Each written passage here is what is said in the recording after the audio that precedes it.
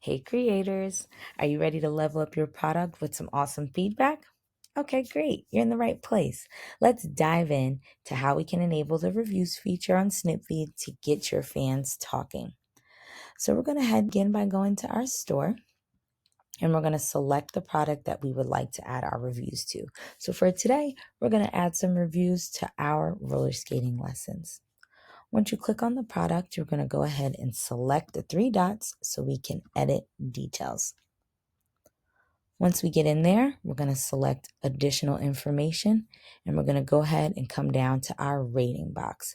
From here, as you see, it's disabled. So we want to enable that so that we can get our customers to rate our products.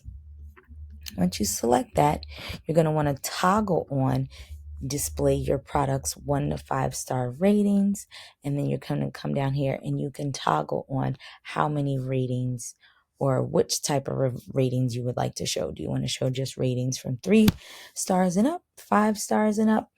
Whatever you'd like to do, that's your choice. So for today, I'm going to select 3 stars, and it's literally that easy. Once you're done, you're going to go ahead and select save and close. And that's it. Now your buyers can share their thoughts. This feedback isn't just for fun, but it does help you grow and improve your products. Plus, it builds trust with your new customers. So once you're done with that, you can go ahead and go to back. And as you can see here in your store, you see the reviews feature is already activated. And once you select store here on the left-hand side, you can see how it would look from a mobile view. Okay?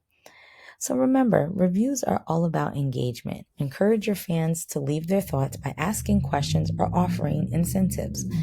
But that's it for now. You're all set to gather some information and some reviews on Snipfeed. Now go out there and let your creativity shine. Thanks for watching.